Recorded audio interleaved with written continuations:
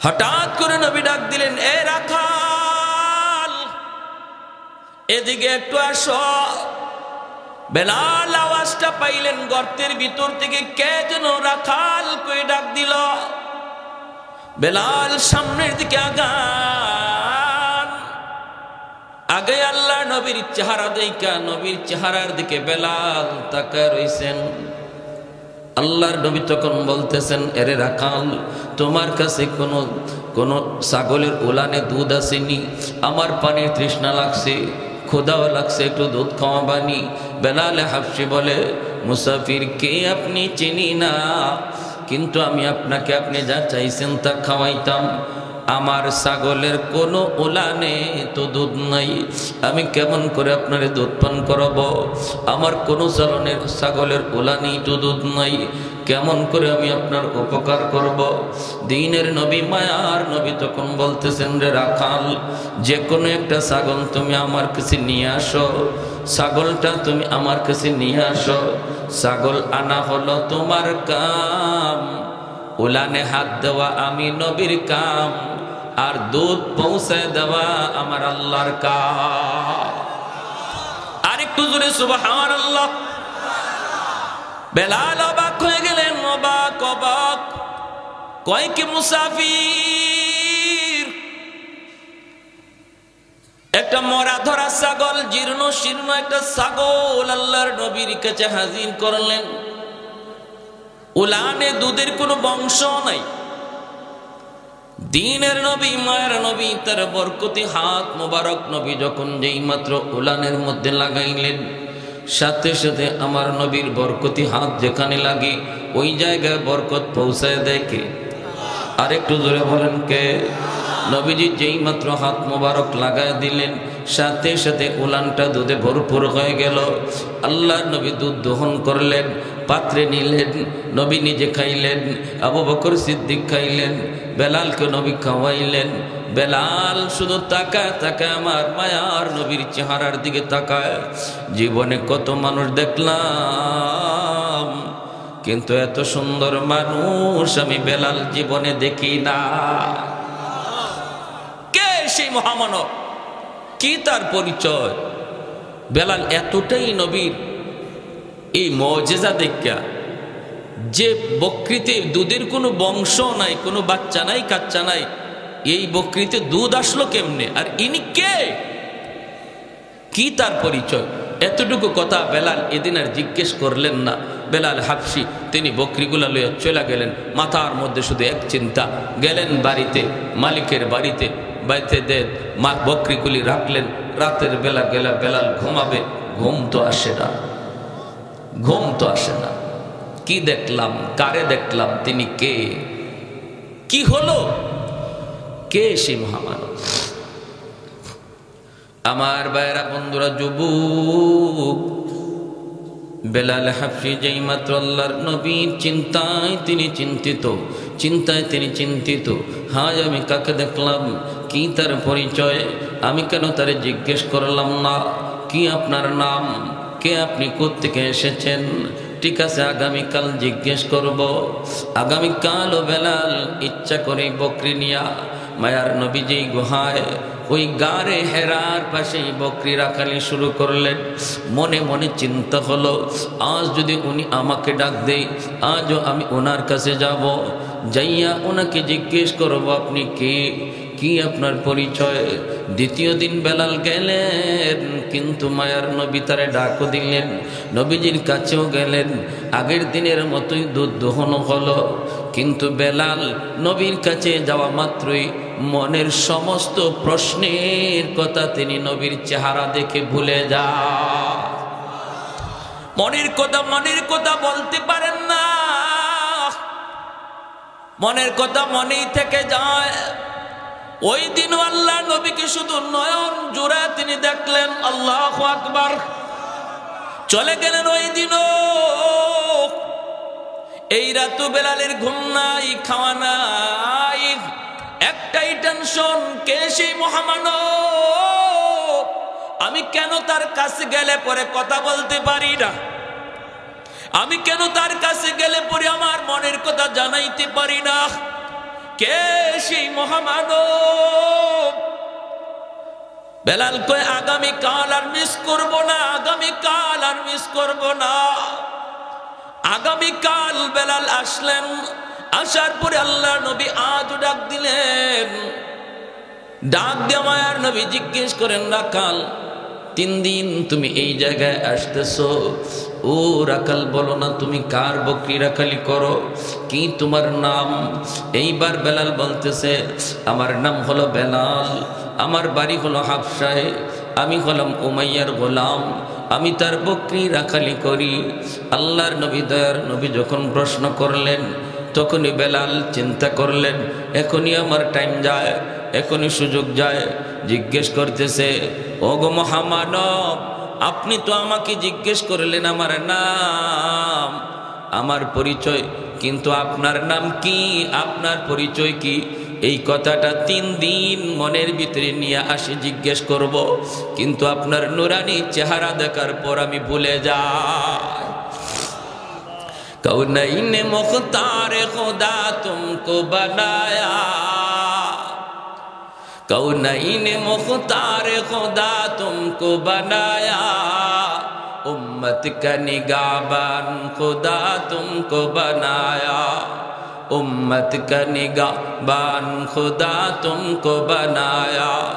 मौला मेरा आका मेरा रहमत की नबी है, तजदार मदीना की तो बाग़े अरबी है, तजदार मदीना की तो बाग़े अरबी है। अशजार ने देते हैं नबूवत की शहादत, तशकीक कमर में है तो अंगुल की इशारा, तशकीक कमर में है तो अंगुल की इशारा। मोहब्बतेर साथे सबाई बोली अल्लाहु अकबर, आवाज दिया बोली अल्लाहु अकबर। मायार नबी दयार नबी बोलेन, आमार नाम मुहम्मद, आमार बाबार नाम अब्दुल्लाह, अल्लाह आमाके नबी बानाया पाठाइछेन। बेलाल हाबशी कय या रासूलुल्लाह, नाम शुनेছি, नाम शुनेছি, দাওয়াতের আওয়াজও কানে এসেছে, কিন্তু জীবনে দেখি নাই, আজ দেখলাম। ওগো নবীজি, যেদিন থেকে আমি আপনার নাম শুনেছি, ওই দিন থেকে আপনার প্রেমে পড়েছি। আজ আমি নিজের চোখে দেখলাম, আজ 3 রাত আমি বেলালের ঘুম নাই, ঘুম নাই, ঘুম নাই। ওগো নবী, আমি আর দেরি করতে চাই না, এই মুহূর্তে আমাকে কালেমা পড়াইয়া মুসলমান বানায় দে। বেলাল হাবশী মুসলমান হয়ে গেলেন। মুসলমান তো হলেন, সাথে সাথে আওয়াজ রটে গেল মক্কায়, আবু জাহেলের কানে চলে গেল, উমাইয়ার কানে চলে গেল। মালিকের কানে যাওয়া মাত্রই বেলাল যেই মাত্র তিনি যায় পৌঁছলেন, বেলালকে জিজ্ঞেস করা মাত্রই বেলাল বিন্দু পরিমাণ মিথ্যা বলেন না। এক আল্লাহর পরিচয় পেয়ে গেছেন, সত্য ধর্মের পরিচয় পেয়ে গেছেন। যেই মানুষটা সত্য ধর্মের পরিচয় পায়, এই মানুষটা সত্য কোনোদিন গোপন করতে পারে না। সূর্য যদি পূর্ব দিগন্তে উঠে, এই সূর্যরে কোনো কিছু দিয়া আড়াল করা যায় না, ঠিক না? সূর্যের আলোর চেয়েও ইমানের আলো আরো বেশি পাওয়ারফুল। এজন্য যার অন্তরে ইমান চলে আসে, এটাকে লুকানো যায় না, আটকানো যায় না। বেলাল হাবশী অকপটে স্বীকার করে দিলেন, হে আমি কালেমা পড়ে মুসলমান হয়ে গেছি। আমার ভাইরা বন্ধুরা, যুবক, যেই মাত্র বেলাল এই কথা স্বীকার জানায় দিলেন, উমাইয়ার মাথা নষ্ট হয়ে গেল, আবু জাহেলের মাথা নষ্ট হয়ে গেল, আবু লাহাবের মাথা নষ্ট হয়ে গেল, একে একে সবগুলির মাথা নষ্ট হয়ে গেল। উমাইয়া ডাক দিয়ে কয়, বেলাল, যদি তুমি জান বাঁচাইতে চাও, দ্রুত মুহাম্মাদের ধর্ম ত্যাগ করো, আমাদের দেবদেবীর ধর্ম তুমি গ্রহণ করো। বেলাল কয়, যেই আল্লাহর নাম আমি জবান দিয়ে একবার নিয়েছি, কোনদিন এই জবান দিয়া মূর্তির নাম বের করা যাবে না। আহাদ আহাদ জবান দিয়া শুধু আল্লাহ আল্লাহর জিকির জবান দিয়ে বের হয়, দিনের বেলা নির্যাতন, রাতের বেলা নির্যাতন, সর্বদিক দিয়ে বেলালের উপর নির্যাতন শুরু হয়ে গেল। মালিকও পিটায়, উশৃঙ্খল যুবকগুলিও পিটায়, রাতের বেলাও পিটায়, দিনের বেলাও পিটায়। উত্তপ্ত গরমের ভিতরে চিৎ করে শোয়াইয়া বুকের উপরে বিশাল বড় পাথর চাপা দিয়া রাখে, বিশাল বড় পাথর। আবার বডির দোনো দিক দিয়ে দাঁড়ালো কাটা রাখে, যেন বডিটা তিনি নড়াচড়া করতে না পারেন। এইভাবে রক্ত ঝরে, গোশতগুলি খসে খসে পড়ে। সিদ্দিকে আকবর একবার তিনি পার দিয়া যাইতেছেন, বেলালের কান্নার আওয়াজ, চিৎকারের আওয়াজ শুই না বেলাল কাছে গেলেন। যায় তিনি কানে কানে বলতেছেন, ভাই বেলাল, উমাইয়ার মন খুশি করার জন্য তুমি একবার ওদের কথা বলে দাও।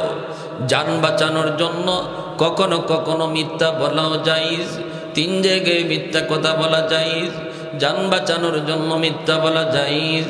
2 মুসলমানের ভিতরে ঝগড়া বিবাদ দূর করার জন্য একজনের কাছে এক কথা, আরেকজনের কাছে আরেক কথা বইলে যদি ঝগড়া বিবাদ দূর করা যায়, তাহলে এই জায়গায় মিথ্যা কথা বলাও জায়েজ। আপনি একজনের যায় বললেন, বাইরে কে বলেছে তোমার, সে খারাপ জানে, আমি তো তার সাথে কথা বলেছি, কিন্তু সে তো তোমাকে ভালো জানে। না না, মূলত সে তোমারে ভালো জানেও না, আপনি নিজের থেকে বলছেন।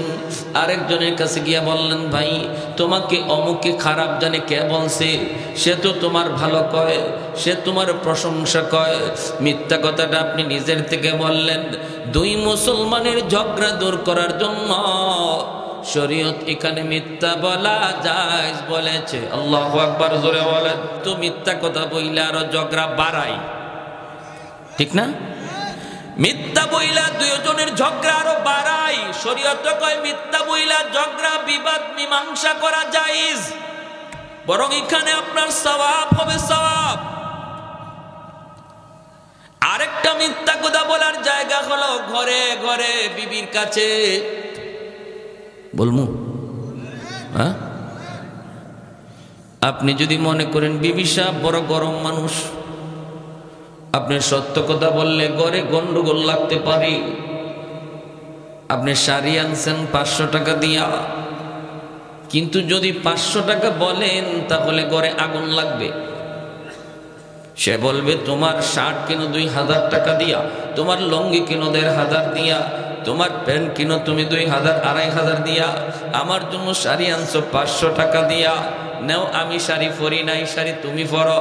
যদি এমন কোনো গন্ডগোল লাগার ভয় বা আশঙ্কা থাকে, তাহলে শরীয়ত বলে তুমি বলবা শাড়ির দাম 1500 দিছি। ফেস লাগাইয়া কইসলাম নি, এটা মাইক বন্ধ করে কইতাম।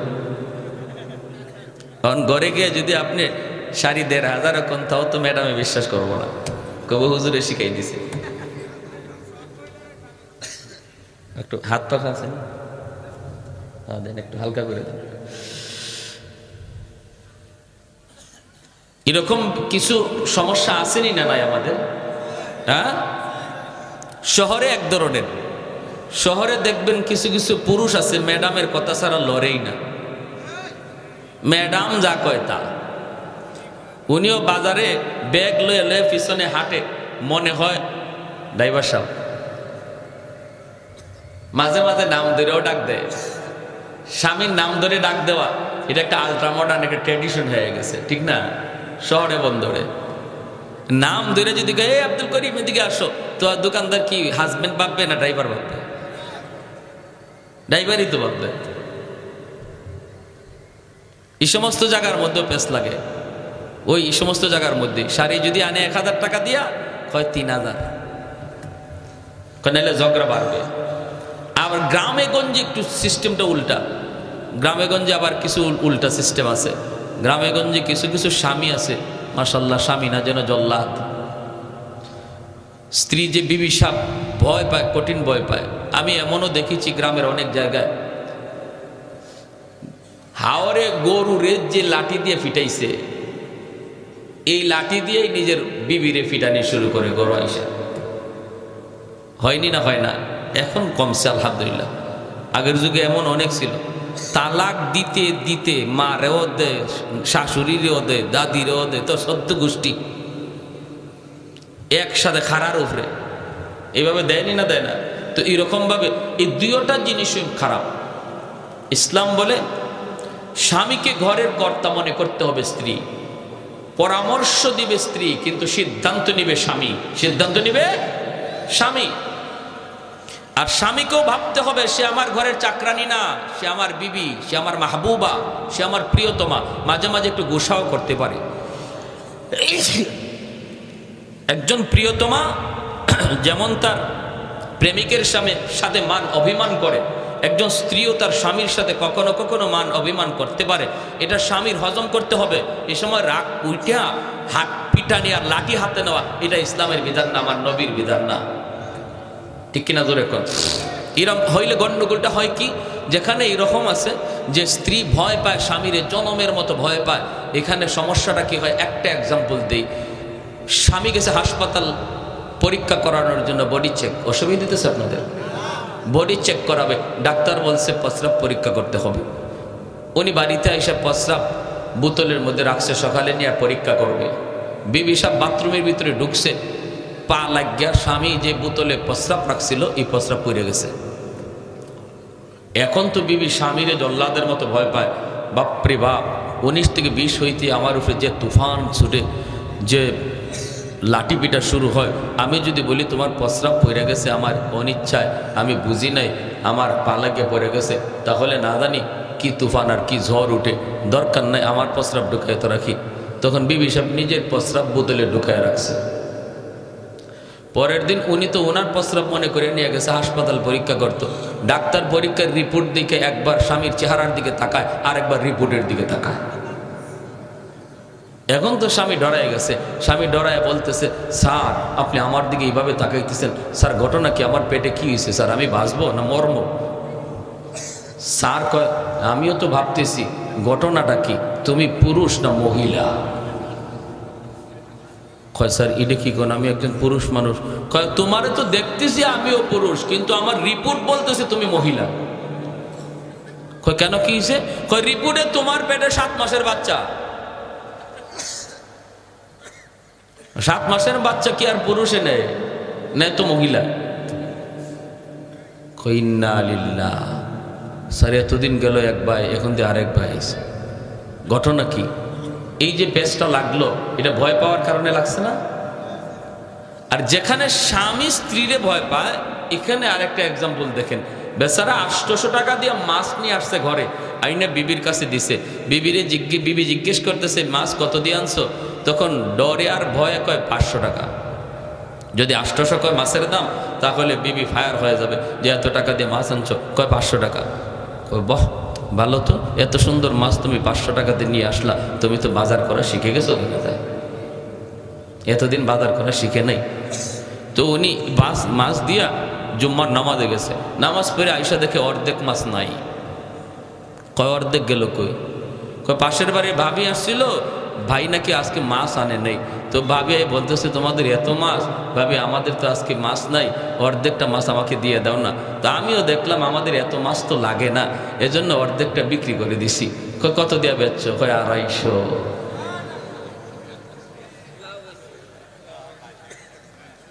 স্বামী কয়, হাই রে আমার কপাল। কয় কেন কি হয়েছে? কয় আর কইও না, মাছের দাম 800 আর অর্ধেকটার দাম 400। কত তুমি যে 500 বললা? কয় তোমার ভয়ে কইছি।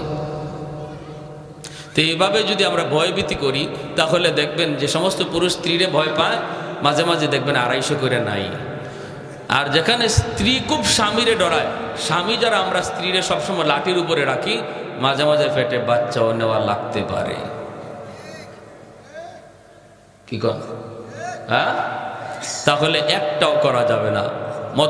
মধ্যম পন্থা শরীয়তের বিধান। ঠিক কিনা ভাই? জোরে কর, মধ্যম পন্থা, মধ্যম পন্থা।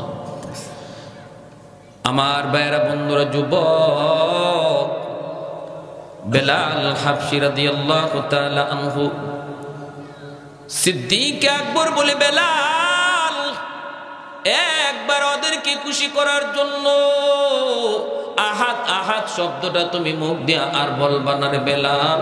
ওদেরকে খুশি করার জন্য তুমি একবার ওদের দেবতার নাম বলে ফেলো। বেলাল হাবশি তখন বলতেছেন, ভাই আবু বকর, আমি চাইলো আমার মুখ দিয়া আমার আল্লাহর নাম ছাড়া অন্য কিছু বের হয় না। চাই যদি তাও বের হয় না রে আবু বকর, চাইলো আমার আল্লাহর নাম ছাড়া আর কিছু বের হয় না। এতদিন পর্যন্ত আমি আমার মালিককে চিনি নাই, আমার নবীর পরিচয়টাও আমি পাই নাই, এখন পেয়ে গেছি। না না, আমার মুখ থেকে বের হয় না। যেই মানুষটার জবানের মধ্যে আল্লাহ আল্লাহর জিকির জপ্ত হয়ে যায়, যেখানেই যায় ঘুমন্ত অবস্থায় তার জিহ্বাটা আল্লাহ আল্লাহ জিকির করে। জিকিরের মধ্যে যেই মানুষটা সর্বদা আমলে লিপ্ত হয়, ঘুমায় গেল তার জিহ্বা আল্লাহ আল্লাহ জিকির করে। এজন্যই তো মুহাম্মদুল্লাহ হাফিজ রাহিমাহুল্লাহ বাথরুমের ভিতরে ঢুকছেন, বাথরুমের ভিতরে বাথরুম হাজত শেষ কইরা আল্লাহর ওলি যখন বাথরুম থেকে বের হয়েছেন, খাদেম তাকায় দেখে আল্লাহর ওলির মুখ দিয়ে রক্ত ঝরে। খাদেম জিজ্ঞেস করতেছে, আল্লাহর ওলি, আপনার জবান দিয়া কেন রক্ত বের হইতেছি? মুহাম্মদুল্লাহ হাফিজি তখন হাত লাগায় দেখেন টিকি রক্ত বের হয়। ডাক দিয়ে বলেন, বাবারে রক্ত কেমনে আসতেছি? খাদেম কয়, হুজুর আমিও তো বলতেছি, আপনি কি বাথরুমের ভিতরে পড়ে গেলেন নাকি? এমনি মুহাম্মদুল্লাহ হাফিজি কয়, না রে বাবা, আমি পড়ে যাই নাই। বাথরুমের ভিতরে যাওয়ার পরেও দেখি আমার জিহ্বা আল্লাহ আল্লাহ জিকির করে। আমি আমার জিহ্বারে বারবার বলতেছিলাম, জিহ্বারে এখানে আল্লাহ আল্লাহ জিকির করার জায়গা না, এটা নাপাক জায়গা, এটা বাথরুম, এখানে আল্লাহ আল্লাহ জিকির করা যায় না। জিহ্বারে আমি বুঝাইতে চেষ্টা করি, আমার জিহ্বা বুঝ মানে না, এরপরও জিহ্বা লাফায় লাফায় আল্লাহ আল্লাহ জিকির করে। এজন্য আমি দাঁত দিয়া জিহ্বারে কামড় দিয়া ধরছি, দাঁত দিয়া জিহ্বারে কামড় দিয়া ধরছি, জিহ্বা কেটে গেছে, রক্ত বের হয়েছে। কুতবুল আলম শাইখুল ইসলাম হুসাইন আহমদ মাদানী রহমতুল্লাহি আলাইহি ইন্তেকাল হয়ে গেল। ডাক্তার আনা হলো। ডাক্তার আইসা যখন চেক করে বডিটার মধ্যে রূহ আসেনি না নাই, পালসে হাত দেয়, দেখে পালস নাই, লোকটা মারা গেছে। কিন্তু যখনই মেশিন লাগায় ডাক্তার বুকে চেক আপ করে, বুকে যখন চেক আপ করে তখনই ডাক্তার লাফ দিয়ে উঠে। ডাক্তার চোখগুলো বড় বড় করে কয়, তোমরা বলতেছো লোকটা মারা গেছে, আমিও দেখতেছি উনি মারা গেছেন, কিন্তু আমার মেশিন বলে ইনি এখনো জীবিত। কেমনে কেমনে কয়, আমার মেশিনের মধ্যে তার কলব থেকে আল্লাহ আল্লাহ জিকির বের হইতেছে। এজন্যই বেলাল হাবশি বলে, ভাই আবু বকর, আমি চেষ্টা করলেও পারি না, পারি না, পারি না, আমার আল্লাহর নাম আমি মুখ থেকে ছাড়তে পারি না।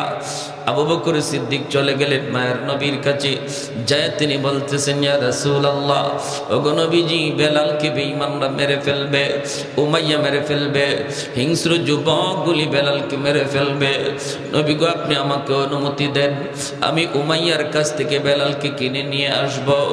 আল্লাহর নবী তখন বলেন, আবু বকর, বেলালকে তুমি যেই পয়সা দিয়ে কিনবা, এই পয়সার মধ্যে আমি নবীরও কিছু পয়সা নিয়ে যাও, যেন কিয়ামতের ময়দানে আমি আমার আল্লাহর সামনে বলতে পারি, মাবুদ, তোমার বেলালকে কিনার মধ্যে শুধু আবু বকরের টাকা ছিল না, আমি নবীরও কিছু পয়সা ছিল। এরে আবু বকর, জানো না, জানো না আমার বেলালের দাম আমার আল্লাহর কাছে কি পরিমাণ। এত দামি হয়ে গেলেন বেলাল, এত দামি হয়ে গেলেন ইমান আমলের কারণে। আর আবু জাহেলের ইমান না থাকার কারণে দামি মানুষটা এত নিকৃষ্ট হয়ে গেল, আর কম দামি মানুষটা ইমান আমলের কারণে এত দামি হয়ে গেল। আমার নবী মদিনার মসজিদের ইমাম, নবীর পিছনে ইকামত দেয় বেলাল হাবশি, আল্লাহু আকবার। মদিনার মায়ার নবী, দয়ার নবীর পার্সোনাল সেক্রেটারি হয়ে গেলেন বেলাল, মায়ার নবীর পিএস হয়ে গেলেন বেলাল। এমন পিস হলেন, আমার নবীর সাথে যেই সাক্ষাৎ করতে হতো বেলালের পারমিশন লাগতো। এমনকি আবু বকর সিদ্দিক যদি নবীর সাথে দেখা করতে হতো তবু বেলালের পারমিশন লাগতো। হযরত ওমর ফারুক যদি আমার মায়ার নবীর সাথে একান্তে দেখা করতে হতো বেলালের পারমিশন লাগতো। আল্লাহু আকবার, আর একটু জোরে কন্যা আল্লাহু আকবার। এত দামি আল্লাহ তারে বানায় দিচ্ছেন, এত দামি। মায়ার নবীর কাছে মানুষজন দেখা করতে আসে, বেলাল সবার মেহমানদারি করেন। কখনো কারো কাছ থেকে ধার এনেন, কখনো কারো কাছ থেকে ঋণ এনে বেলাল ওই মেহমানদারি করতেন। এইভাবে মেহমানদারি করতে করতে একবার এক ইহুদির কাছে বেলালের অনেক টাকা, বেলাল অনেক টাকা ঋণী হয়ে গেলেন। একদিন বেলাল মসজিদে নববীতে আজান দিবেন, সাথে সাথে ইহুদি কয়, বেলাল আজান পড়ে দাও, আগে আমার ঋণ তুমি পরিশোধ করো। বেলাল বলেন, রে ভাই একটু সুযোগ দাও। কই কোনো সুযোগ নাই, আজ রাতটাই সুযোগ আছে, তাড়াতাড়ি করে তুমি আমার ঋণ পরিশোধ করো। বেলাল বলেন, আজ রাতে তো পারবো না, আমাকে 3টা দিন সময় দাও। বেলাল 3 দিন সময় তার কাছ থেকে চাইয়া নিলেন, কিন্তু 3 দিনের ভিতরে তিনি ঋণ শোধ করবেন কেমন করে? আল্লাহর নবীর কাছে বেলাল যায় কান্দে, নবী গো, ইহুদি আমার কাছে অনেক ঋণ পায়, এই ঋণটা আমি আনছি আপনার মেহমানদারি করানোর জন্য। এখন তো সে আমাকে আজান দিতে দেয় না, আজানের আগে আমার রাস্তা আটকায় দেয়। আল্লাহর নবী রহমতের নবী বলেন, বেলাল কেমন করে তোমাকে সাহায্য করব? আমি নবীর কাছেও তো এমন নাই তোমাকে সাহায্য করার মতো। বেলাল তখন বলেন, নবী গো, তাহলে অনুমতি দেন, আমি মদিনার বাহিরে কোথাও চলে যাব, যাইয়া আমি কাজ করব, দিন মজুরির কাজ করব, যা পাই তাই কাজ কর্ম কইরা আমি তার ঋণটা পরিশোধ করার চেষ্টা করব। আল্লাহর নবী, মায়ার নবী, দয়ার নবী তিনি অনুমতি দিয়ে দিলেন। বেলাল রাতের বেলা তিনি কাপড় চোপড় গোছাইতেছেন, ফজরের পরেই বেলাল চলে যাবেন অন্য কোথাও, মদিনার বাহিরে তিনি কাজকর্ম করতে যাবেন। এইদিকে আমার মায়ার নবীর চোখেও ঘুম নাই। আমার মায়ার বেলাল আজ রাত পরেই আমার কাছ থেকে চলে যাবি, বেলালেরও চোখে ঘুম নাই। আমার নবীকে কাল থেকে আমি আর দেখতে পাবো না। সারা রাত বেলালের চোখের পানি ঝরে, আর তিনি কান্দে। ওই অবস্থায় আমার ভাইরা বন্ধুরা, আল্লাহর নবীর কাছে ফজরের আগে 40টা উট বুঝাই করা মাল আল্লাহর পক্ষ থেকে চলে এসেছে। আল্লাহর নবী রহমতের নবী এক সাহাবীকে বলেন, সাহাবী দ্রুত যাও, যায়া বেলালকে খবর দাও, বেলালের ঋণ পরিশোধ করতেছেন আল্লাহ নিজে। আর একটু জোরে কন্যা সুবহানাল্লাহ। ফজরের আগে সাহাবী যায় বেলালের ঘরে আওয়াজ দিলেন, বেলাল তোমার ঋণ পরিশোধ করার জিম্মাদারি আল্লাহ নিজে নিয়ে নিছে। মায়ার নবী তোমার মসজিদ নববীতে ডাকে রে বেলাল। বেলাল মসজিদে নববীতে দৌড়ে আইসে দেখেন 40টা উট বুঝাই করা মাল। মায়ার নবী, দয়ার নবী বলেন, বেলাল মদিনা থেকে তোমার চলে যাওয়াটা আমার আল্লাহ পছন্দ করে নাই, আমি নবীও মেনে নিতে পারি নাই। তোমার দিলের হালত আর আমি নবীর দিলের হালত আমার আল্লাহ দেখছেন। আল্লাহ পাক রব্বুল আলামিন তোমার ঋণের জিম্মাদারি নিয়ে নিছে।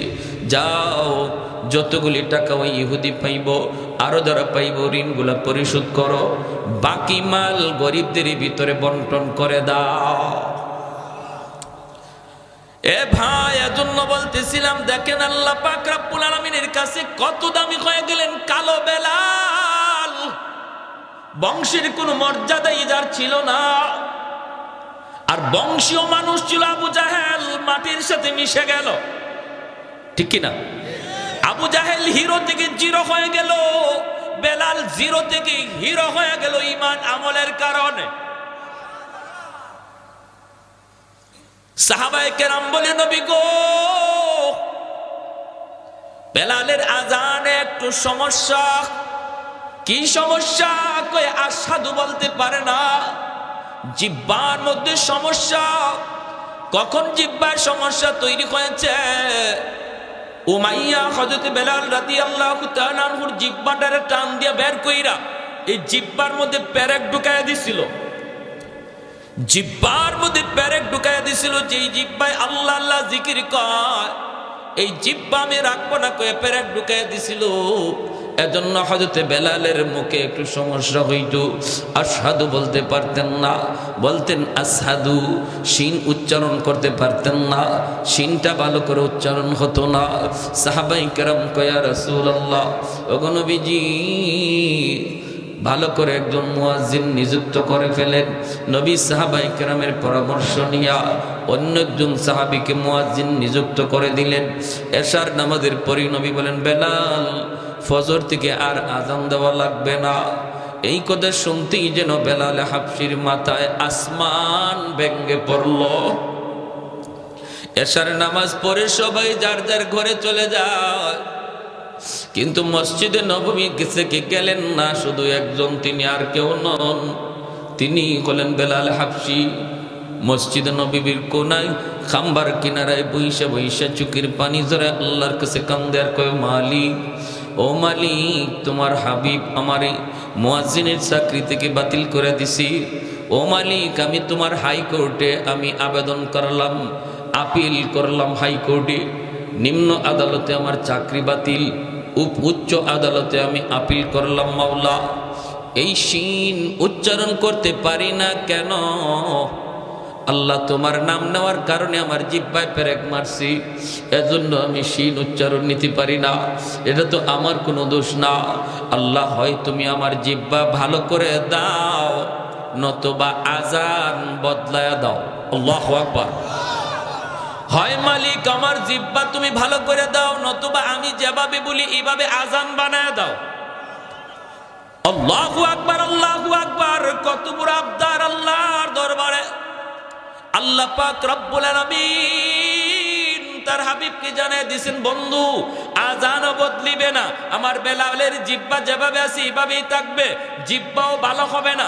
আমি আল্লাহর নাম নেওয়ার কারণে জিহ্বা যে ক্ষত, এই ক্ষত আমি আল্লাহ বেলালের হাসরের মাঠে দেখতে চাই।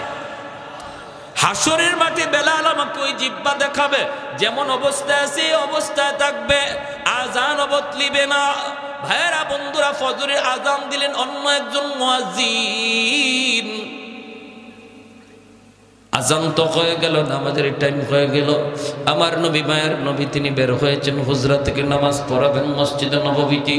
সাহাবায়ে কেরাম সবাই অপেক্ষায়, মায়ের নবী হুজরা থেকে বের হয়েছেন নামাজ পড়াবেন, কিন্তু সূর্য তো উঠে না, রাত তো পোহায় না। ফজরের নামাজটা পড়তে হয় একটু রাত যখন শেষ হয়ে যায়, সুবহে সাদিকের পরে ফজর যখন শুরু হয়, একটু আকাশটা ফর্সা হওয়া শুরু করে, তখন সুন্নাত ফজরের নামাজ পড়া সুন্নাত। আমার নবী ওই সময়টার অপেক্ষা করেন, একটু আকাশটা ফর্সা হবে। কিন্তু না না, অন্যদিন যেই টাইমে আকাশ ফর্সা হয়ে যেত, আজ ওই টাইমে আকাশ ফর্সা হইতেছে না, অন্ধকার শুধু আরো বাড়তেছে, অন্ধকার শুধু বাড়তেছে। সাহাবায়ে কেরামের ভিতরে অস্থিরতা, আল্লাহর নবীর ভিতরে অস্থিরতা। কই সকাল তো হয় না, আকাশ তো ফর্সা হয় না। আল্লাহর কাছে নবী জানতে চাইলেন, মালিক ও মালিক, কিয়ামত কি তুমি গোটায় দিবা নাকি? আল্লাহ, কিয়ামত কি হয়ে যাবে নাকি বুঝতেছি না গো আল্লাহ, নাকি আমরা কোনো আযাবের সম্মুখীন? আল্লাহ বলে, বন্ধু কি হয়েছে? কই মালিক, কেন এখনো সকাল হয় না, ফর্সা হয় না? ফজরের নামাজ তো পড়ব, কিন্তু এত অন্ধকারে কেমন করে নামাজ পড়ি? আল্লাহ, ফজরে আজান বুঝি হয়, এখনো বুঝি ফজরের টাইম হয় নাই, ফর্সা হয় নাই। জিবরাইল আমিন দ্রুত নেমে এসে মায়ার নবীকে জানায় দিলেন, নবী গো, কেমন করে সকাল হবে গো নবী? মদিনার মসজিদে ফজরের আজান তো এখনো হয় নাই। আল্লাহ নবী বলে, ভাই জিবরাইল, অন্য দিনের চেয়ে আজান তো আরো সুন্দর আজান হয়েছে, শুদ্ধ করে আজান হয়েছে, শুদ্ধ করে আজান। জিবরাইল আমিন কই, নবী গো, জানি না, তবে অন্য দিনের আজান আমরা আসমানের ফেরেশতারাও শুনতে পাইতাম, শুধু আমরা না, আরশের মালিক আরশে বইসা শুনতেন। কিন্তু আজ ফজরে আজান আমরা আকাশে আকাশের ফেরেশতারা শুনি নাই, আল্লাহ নিজেও শুনে নাই, এজন্যই রাত শেষ হইতেছে না। ওগো নবীজি, বেলাল আযান না দেওয়া পর্যন্ত রাত কিন্তু পোহাবে না। মায়ার নবী, দয়ার নবী কয়, বেলাল, আমার আল্লাহর কাছে এত দাবি হয়ে গেছে বেলাল, আমরা তো বুঝতে পারি নেই রে বেলাল, দ্রুত আযান দাও। বেলাল আযান দিলেন, রাত পোহালো, দিনের আভাস দেখা গেল। জোরে করুন সুবহানাল্লাহ। রমজান শরীফ, মায়ার নবী সেহরি খাইতেছেন। রমজানে সেহরি খাওয়া কি সুন্নত, ঠিক না? সেহরি খাওয়া সুন্নত। একটা খেজুর হইলেও একটু সেহরি খাবেন, সুন্নত আদায় হবে। তবে যদি কেউ সেহরি না খায় রোজা হবে না তা না। সেহরি যদি কেউ ঘুমের তালে খাইতে না পারে রোজা হবে। উনি যদি রোজা রাখতে চায় রোজা রাখতে হবে, রোজা রাখতে চায় না রোজা রাখতে হবে। সেহরি না খাইলেও রোজা রাখতে হবে, তবে সেহরি খাওয়াটা সুন্নত, বহুত বড় সুন্নত। এই সেহরির টাইমটা উম্মতে মুহাম্মদের জন্য আল্লাহ পাক স্পেশাল একটা সুযোগ দিয়েছেন, যেটা আগের উম্মতের ছিল না, এমনকি ইসলামের শুরুতে ছিল না। মায়ার নবীর কাছে যখন রমজানের বিধান নাজিল হয়েছে তখন রোজার সিস্টেম ছিল অন্যরকম। সিস্টেমটা কেমন ছিল? সিস্টেম ছিল সকাল থেকে নিয়ে সন্ধ্যা পর্যন্ত রোজা রাখবে, এরপরে ইফতার করার পরে যদি কেউ ঘুমায়া পড়ে তাহলে আর খাওয়ার সুযোগ নেই। ঘুম থেকে উঠটা রাত যদি থাকেও রাতে আর খাওয়ার সুযোগ নেই। ঘুমায় গেলেই তার ঘুম থেকে রোজা শুরু। এখন রাত 12টার সময় সে ঘুমাক, রাত 12টার থেকে তার রোজা শুরু হয়ে গেছে। একদম পরের দিন সেই ইফতার পর্যন্ত, মাগরিব পর্যন্ত রোজা রাখতে হবে। এটা ছিল ইসলামের প্রথম জমানার রোজার বিধান। এতে করে নবীর একজন সাহাবী হযরত কায়েস রাদিয়াল্লাহু তাআলা আনহু, পবিত্র কোরআনের সূরাতুল বাকারার মধ্যে আল্লাহ পাক এই আয়াত নাজিল করেছেন নবীর এই সাহাবীর ব্যাপারে। হযরত কায়েস রাদিয়াল্লাহু তাআলা আনহু, ইনি একজন দিনমজুর ছিলেন, একজন কৃষক ছিলেন। সারাদিন জমিতে, সে মরুভূমিতে কামকাজ করেন, রোজা রাখা কামকাজ করছেন। ইফতারের সময় আসছেন, আয়েশা তিনি বিবিরে বলতেছেন, বিবি গো, সারাদিন কাম করছি, খুব ক্লান্ত, কিছু আছে ইফতারি কিছু আছে? ইনি বলে, আমি আপনার কাছে আনতেছি, ইফতারি রেডি নাই, রেডি করে আনতেছি, আপনি একটু ধৈর্য ধরেন, একটু ধৈর্য ধরেন। কইতেই সারাদিনের ক্লান্ত মানুষ তো, একটু খালি হেলান দিছেন, আর হেলান দিতেই ঘুম চলে আসছে। বলুন তো দেখি, ঘুমাইলে পরে আর খাওয়ার সুযোগ আছে? কথাটা বুঝছেন? উনি ঘুমায় গেছেন, ক্লান্ত মানুষ তো। দেখবেন রিক্সাওয়ালা মানুষ রমজান মাসে রিক্সা চালায় হঠাৎ করে একটা গাছের নিচে যখন ক্লান্ত হইয়া মাথাটাকে হাতটারে বালিশ বানায় যখন খালি শোয়, নাক ডাকায় ঘুমাইতে শুরু করে, ঠিক না? ঘুমায় যায়। তো উনি ঘুমায় গেছে। বিবি সাহেব আসছে, আইসেই যখন দেখে বিবি স্বামী ঘুমায় গেছে, ইন্না লিল্লাহি ওয়া ইন্না ইলাইহি রাজিউন। তখন উনি ঘুম থেকে লাফ দিয়ে উঠছে। দুজন হাত পা সেইরা একদম অসহায় হয়ে দাঁড়ায় রয়েছে। বিবি সাহেব কাঁদতেছে, স্বামী গো, এখন তুমি কেমনে রোজা রাখবা? রোজা তো রাখবাই, তুই রোজা রাখতে গেলে এখন অবস্থাটা কি হবে? সারাদিন গেছে, তুমি কিছু খাও নাই, এখন ইফতার করবা, একটু দেরি হইতে তুমি ঘুমায় গেলা, ঘুমাইছো তো, এখন আর তোমার খাওয়ার সুযোগ নেই, এখন কেমনে কি করবা? এনে না খাইয়া এই রাত থেকেই রোজা রাখা শুরু হয়েছে। সারাদিন ক্ষুধার্ত, তৃষ্ণার্ত, আবার সারা রাত গেল না খাওয়ায়। পরের দিনও রোজা শুরু হয়ে গেছে। পরের দিন রোজা শুরু হয়েছে, যখন দুপুর হয়ে গেছে তখনই উনি ওনার মাঠেই যেখানে কাজ করতেছে বেহুশ হয়ে পড়ে গেছেন। বিবি সাহেব আল্লাহর নবীর কাছে গিয়া বলতেছে, ইয়া রাসূলুল্লাহ, আমার স্বামীর এই অবস্থা। আল্লাহর নবী, রহমতের নবী, আল্লাহর কাছে আবদার করলেন, মালিক, আমার উম্মতের জন্য বিধানটা কঠিন হয়ে গেছে, আল্লাহ একটু আসান করো। সাথে সাথে আল্লাহ পাক জিব্রাইল আমিন মারফতে কোরআনের আয়াত নাজিল করে ওই সাহাবীর দিকে লক্ষ্য করে আল্লাহ জানাই দিলেন, বন্ধু, আজ থেকে তোমার উম্মতের বিধান আমি আসান করে দিলাম। ঘুমাইলে আর রোজা শুরু হয়ে যাবে এমন না, সারা রাত সেহরি পর্যন্ত সে খাইতে পারবে। এখন ঘুমাক আর উঠুক, খাওয়ার টাইম সারা রাত। তাহলে নবীজির সাহাবীরাও উম্মতির জন্য রহমত, ঠিক না? একজন সাহাবীর কারণে আমরা রোজার বিধানটা আসান পাইছি, আর নাইলে কিন্তু আমাদেরও এইরকমই হইতো, ঘুমাই না। খালি একটু ঘুমাইবেন, শেষ, আর খাওয়ার সুযোগ নেই, রোজা শুরু হয়ে যেত। এই সাহাবীর ঘটনার পরে রোজার বিধানটারে আল্লাহ আমাদের জন্য সহজ করে বললেন, সকাল থেকে নিয়ে মাগরিব পর্যন্ত, ইফতার পর্যন্ত তোমরা রোজা রাখবা, খাইবা না, পানি পান করবা না। আর ইফতারের পর থেকে নিয়ে সেহরি পর্যন্ত সারা রাত তোমরা যখন মন চায় যা খাও, তোমাদের জন্য সেই সুযোগ করে দেওয়া হয়েছে। আল্লাহ নবী সেহরি খাইতে বসছেন, বেলাল হাবশি আজান দিবেন, ফজরের আজান। মুয়াজ্জিন সাহেবরা আজান দেওয়ার আগে ইমাম সাহেবের একটু খবর নেয়। তো বেলাল হাবশি রাদিয়াল্লাহু তাআলা আনহু তিনিও ফজরে আজান দিয়ে দিবেন, সেহরির টাইম শেষ হয়ে গেল। তিনি তো চিন্তা করতেছেন, আমার নবী এখনো কি তিনি খানা খান নাকি খানা থেকে সেরে ফেলছেন, একটু যায় দেখে আসি। বেলাল চলে আসলেন আল্লাহর নবীর কামরায়, আইসা দেখেন মায়ার নবী এখনো খানা খাইতেছেন, আর নবীর সাথে আরেকজন অপরিচিত মানুষ খানা খাইতেছে। আল্লাহর নবীকে খানা খাওয়া দেখেই বেলাল ডাক দিয়া বলতেছে, নবী গো, সেহরির টাইম শেষ হয়ে গেছে গো নবী, আর খানা খাইয়েন না। আল্লাহর নবী দেখে বলতেছেন, বেলাল কি কইছ? বলে, নবী গো, সেহরির টাইম শেষ। ঠিক আছে। বেলাল চলে গেছেন। বেলাল মনে মনে ভাবছেন, তাহলে তো নবী এখন খানা শেষ করে ফেলবেন। বেলাল চলে গেছেন। চলে যাওয়ার পর একটু পরে আজান দিবেন, আসছেন, কই দেখি কে নবী এখনো খানা খায়া শেষ করছেন নি। আয়া দেখেন নবী এখনো তিনি খানা খাইতেছেন। বেলাল ডাক দিয়া বলে, ইয়া রাসূলুল্লাহ, সেহরির টাইম শেষ, খানা খায়েন না। নবী কয়, ঠিক আছে। বেলাল আবার চলে গেলেন। যাইয়া একটু পরে আজান দেওয়ার আগেই ভাবতেছেন, যে দেখি দেখি এখনো নবী খানা খায়া শেষ করছেন নি।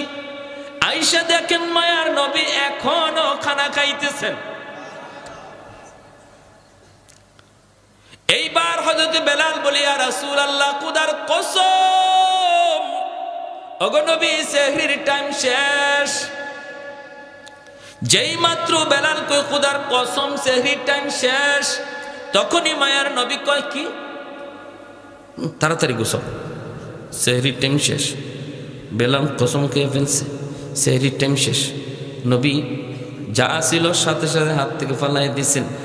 দুজন অপরিচিত একজন মানুষ নবীর সাথে খানা খাইতে বসছেন।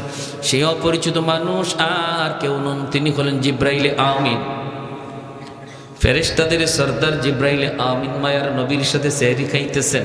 ওই অবস্থায় দুজনে খানা বন্ধ করে দিলেন। এরপরে নবী ফজরের নামাজ পড়ালেন। নামাজ পড়ে নবী মিম্বরে বসলেন। বৈশেই নবী ডাক দিলেন, বেলাল কাছে আসো। কাছে আইনে বলেন, বেলাল, প্রথমবার যখন তুমি বলছো নবী গো সেহরির টাইম শেষ, কিন্তু জিব্রাইল আমারে বলতেছেন, নবী গো সেহরির টাইম আরো আছে, খান। সুবহানাল্লাহ কইতেন না আপনারা? তুমি বলছো সেহরির টাইম শেষ, জিব্রাইল আমারে কয় না, আছে টাইম, খান।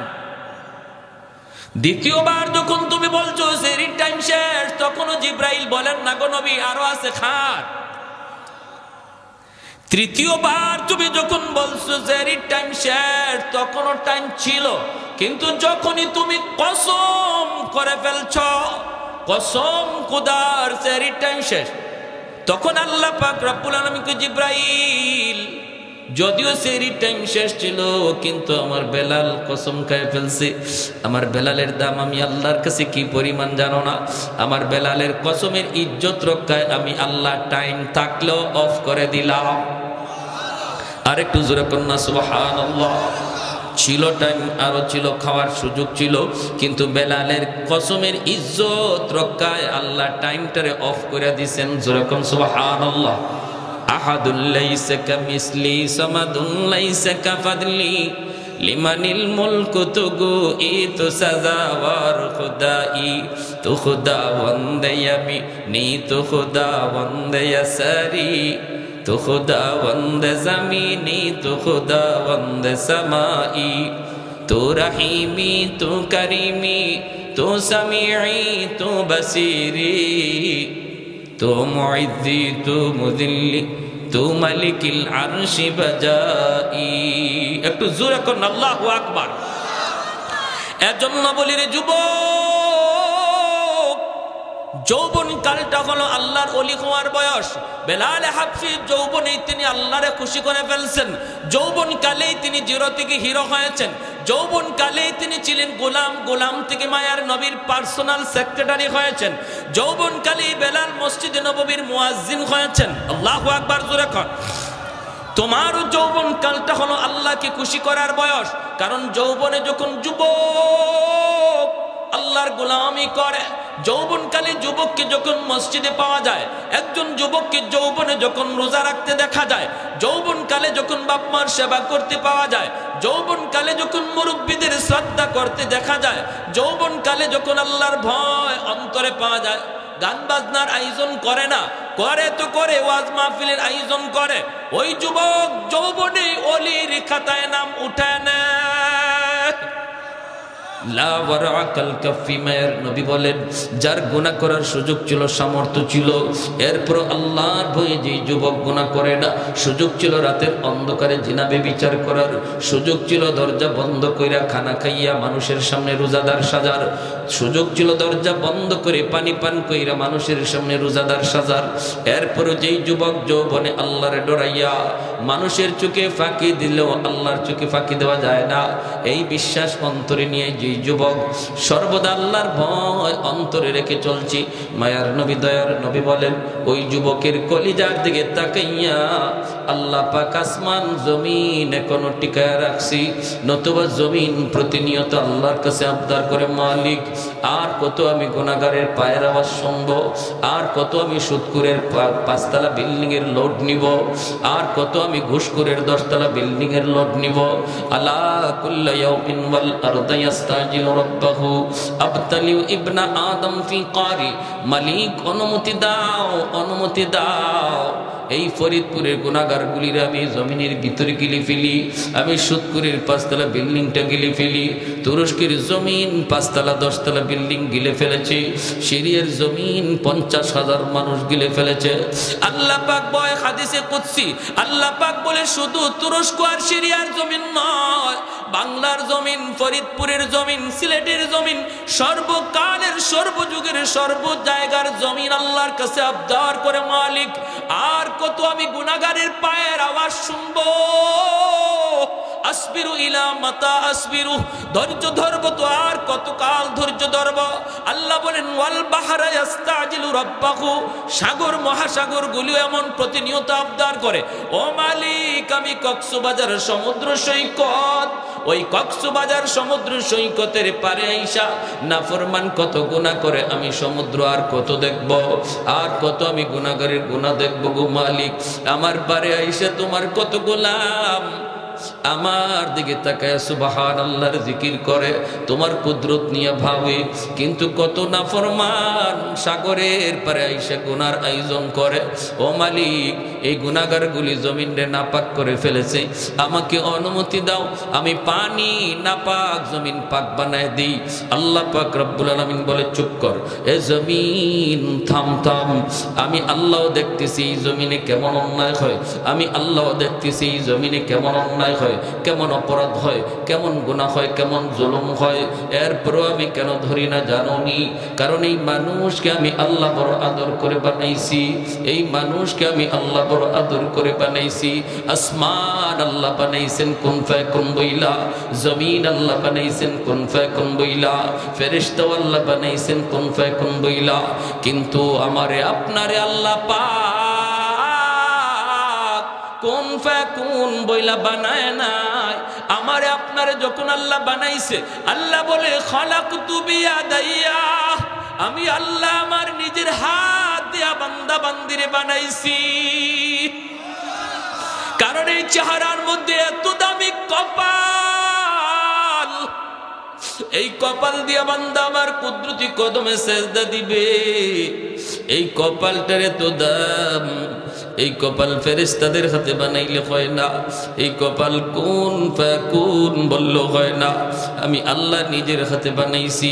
এই জমিনের মধ্যে এখনো এমন 4টা শ্রেণী আছে, লাউলা মাশাইখু রুক্কা ওয়াশ শাবাবু খুশা ওয়াল আতফালু রুদ্দা ওয়াল আনআমু রুদ্দা। আল্লাহ বলে এখনো জমিনের ভিতরে এমন আমার কিছু বান্দা বান্দি আছে, চুল দাড়ি তার সাদা হয়ে গেছে, কোমরে তার ব্যথা, হাঁটুতে তার ব্যথা, আমি আল্লাহর কদমে সেজদা দিতে তার কষ্ট হয়, এরপরও কষ্ট করে করে আমি আল্লাহকে সেজদা দেয়।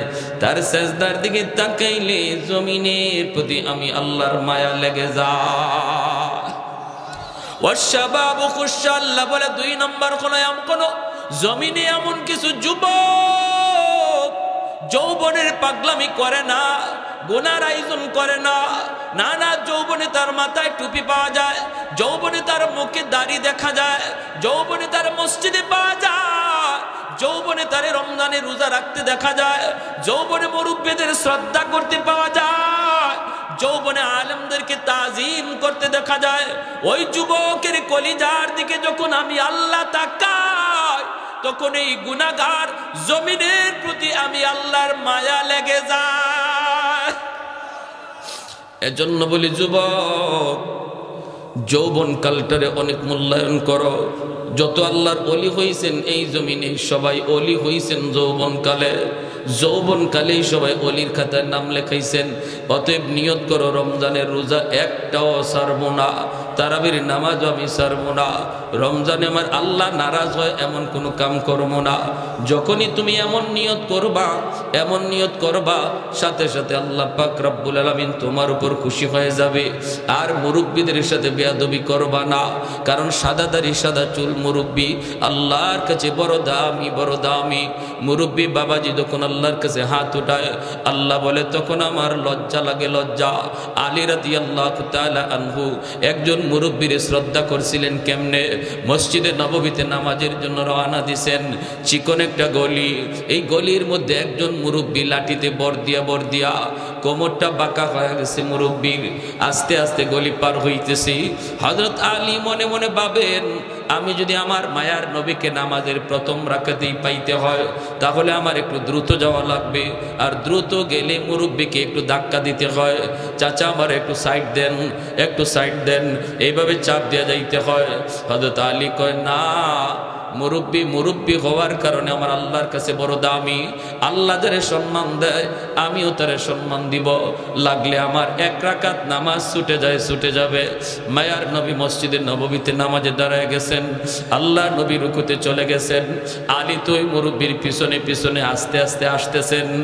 এই দিকে আমার মায়ার নবী রুকুতে গেলেন, রুকুতে যাওয়া মাত্রই রুকু থেকে মাথা উঠানোর আগে আল্লাহ জিব্রাইলে আমিনকে পাঠিয়ে দিলেন। জিব্রাইল আমিন এসে বলতেছে, ইয়া রাসূলুল্লাহ, ইয়া হাবিবাল্লাহ, ওগো নবী মাথা উঠায়েন না, গো নবী মাথা উঠায়েন না, রুকু থেকে মাথা উঠাবেন না, কারণ আপনার আলী এখনো রাস্তায় নামাজে শরীক হতে পারে নাই। আল্লাহ নবী অবাক হয়ে গেলেন, রুকুতে ঘটনা কি? আলী নামাজে শরীক হইতে পারছে না বিদায় নবীর রুকু আল্লাহ লম্বা করতে কয়। এইবার মায়ার নবী, দয়ার নবী, তিনি তো রুকু লম্বা করতেছেন, আর জিব্রাইল আমিন কয়, নবী গো, আমি যখন আপনাকে বলবো তখন মাথা উঠাবেন। নবী তো লম্বা রুকু শুরু করে দিলেন, সাহাবাই কেরামও পিছনে পিছনে তারা লম্বা রুকু করতেছেন, লম্বা রুকু করতেছেন। এইভাবেই রুকু চলছে লম্বা রুকু। হঠাৎ করে জিব্রাইলে আমিন ডাক দিয়ে কয়, মায়ার নবী গো, এইবার মাথা উঠান, আপনার আলী নামাজে শরীক হয়ে গেছে। একটু জোরে কোন সুবহানাল্লাহ। हैदार तेरा नाम से इस्लाम रखेगा, हैदार तेरा नाम से इस्लाम रखेगा, दुनिया की शजाअत में तेरा नाम रहेगा, दुनिया की शजाअत में तेरा नाम रहेगा, उस्मान तेरा नाम से इस्लाम रहेगा, दुनिया की सखावत में तेरा नाम रहेगा। আল্লাহ নবী রহমতের নবী নামাজ শেষ কইরা মিম্বরে বসে ডাক দিলেন, আলী এদিকে আসো। নবীজির মনের মধ্যে আলীর প্রতি একটু জিদ জন্মেছে। আলী কেন আজকে নামাজে আসতে দেরি করলো, আর আমার এবার রুকুতে এত লম্বা সময় কেন দিতে হলো? নবী ডাক দেয়া বলতেছেন, আলী রে, আজকে নামাজে আসতে কেন তুমি দেরি করলা? হযরত আলী কয়, কই গো নবী, বেশি দেরি তো হয় নাই, আমি তো আপনাকে রুকুতে পাইছি। রুকুতে পাইছো? কেমনে পাইছো, হুশ আছে? বলি, ইয়া রাসূলুল্লাহ, আমি তো আপনার রুকুতে পাইছি। নবী কয়, আলী, তোমার রুকু পাওয়ানোর জন্য আল্লাহ আমারে রুকুতে হ্যাং করে রাখছে। তোমার রুকু পাওয়ানোর জন্য আল্লাহ আমারে রুকুতে আটকায় রাখছে। জিবরাইল আমিন আইসা আমার কানে কানে কয়, নবী গো, মাথা তুলবেন না, আলীরে রুকু পাইতে দেন। হযরত আলী রাদিয়াল্লাহু তাআলা আনহু অবাক হয়ে গেলেন, ইয়া রাসূলুল্লাহ, এত বড় ঘটনা ঘটছে, আমি নবী গো, আমি তো জানি না। আল্লাহ নবী বলে, জানতে হবে না, আগে বলো রাস্তায় কি হয়েছে একটু কও। এইবার হযরত আলী কয়, নবী গো, আমি তো নির্ধারিত সময় বের হয়েছি জামাত ধরার জন্য, কিন্তু চিকন গলিটার ভিতরে একজন মুরব্বী, এই মুরব্বী মানুষের সম্মান করতে যায় আমার একটু দেরি হয়ে গেছে। আল্লাহর নবীর চোখ থেকে দর দর করে পানি পড়ে। নবী কান্দে আর কয়, আলী রে, দেখ, সাদা দাড়ি সাদা চুল, দুর্বল মুরব্বী মানুষকে সম্মান করলে আল্লাহ কত সম্মান তোমার বাড়ায়া দিছে। যেই দুনিয়াতে মুরব্বীকে সম্মান করবে, আল্লাহ তারেও মুরব্বী বয়সে সম্মানী বানায় দিবে। এজন্য সাবধান, মুরব্বী বাবাজিদের সাথে বেয়াদবি করবা না। দোয়া নিবা, মুরব্বীদের দোয়ায় তোমার ভবিষ্যৎ আল্লাহ আলোকিত করবে, সামনের জীবনের পথগুলা আল্লাহ আহসান করে দিবে। একথা আল্লাহ এই আয়াতে বলছেন, তুমি যদি ইমানের সাথে নেক আমল করো, তাহলে 1 নম্বর নগদ পুরস্কার যেটা, আল্লাহ দুনিয়াতে তোমাকে সম্মানী জীবন দান করবে। আমরা সবাই সম্মানী জীবন চাই। কারা কারা হাত উঠে আল্লাহকে দেখান। আল্লাহ, তুমি প্রত্যেককে সম্মানী ইজ্জতওয়ালা জীবন দান করো। আল্লাহ আমাদের ইজ্জতওয়ালা জীবন দান করো। কি রোজা সাইরা না রোজা রাখিয়া? জোরে কোন, রোজা সাইরা না রোজা রাখিয়া? তারাবি সাইরা না তারাবি ফইরা? কারা কারা তারাবির নামাজ 20 রাকাত পড়তে রাজি আছে? সবাই সবাই সবাই হাত তোলেন। 20 রাকাত তারাবির নামাজ ইনশাআল্লাহ পড়ব তো ইনশাআল্লাহ। সাবধান, রমজান মাস আসছেই, কোরআন নাজিলের মাস, তারাবিতে কোরআন তেলাওয়াত হয়, আমরা তেলাওয়াত শুনবো। আর এই রোজা আর তারাবির দ্বারা আমরা আল্লাহর ওলির খাতায় নাম লেখায় নেব। আল্লাহর ওলির খাতায় নাম লেখে। রমজান শুরু হওয়া মাত্রই 2-3টা তারাবি পইরাও 2-3টা রোজা রাখতেও যদি আল্লাহ আমাদের কাউকে নিয়ে নেয়, নিঃসন্দেহে সে আল্লাহর তৈরি জান্নাতের মেহমান হয়ে যাবে রমজানের খাতিরে। প্রবাসী যারা থাকে গ্রামে, ওনারা একটা অসহায় কণ্ঠ একটা ফান্ড করছে। আচ্ছা আচ্ছা, এটার জন্য দোয়া করতে বলছে, এবং যদি কেউ যাতে সবাই স্বতঃস্ফূর্তভাবে সহযোগিতা করে একটু সবাইকে। আচ্ছা, আলহামদুলিল্লাহ। আমার প্রবাসী ভাইয়েরা একটা ফান্ড করছেন, অসহায় কণ্ঠ, বুঝছেন? এটার মধ্যে শরীক থাকবো আমরা, কারণ রমজান মাস আসতেছে। রমজান মাস সহানুভূতির মাস, মানুষকে দয়া মায়া, গরিবের প্রতি মায়া মমতা সহানুভূতি সাহায্য করার মাস রমজান মাস। এই রমজান মাসে আমরা ফান্ডটাকে মজবুত করবো ইনশাআল্লাহ। সবাই সবাই শরীক থাকবো, রাজি আছেন ইনশাআল্লাহ? আল্লাহ আমাদের প্রত্যেককে যা কিছু শুনলাম আমল করার তৌফিক দান করুন, এবং আগত রমজান আল্লাহ আমাদের হায়াতে পাওয়ায়া আল্লাহর ওলির খাতায় আমাদের সবার নাম আল্লাহ লিখাই দিন। বিশেষ করে যে যুবকরা এত সুন্দর আয়োজন করলো, এত সুন্দর আয়োজন, এই যুবকদেরকে আল্লাহ যৌবনে আল্লাহ তার ওলির খাতায় নাম উঠাইয়া দেন। সবাই বলি আমিন। ওয়া আখির দাওয়ানা আনিল হামদুলিল্লাহ।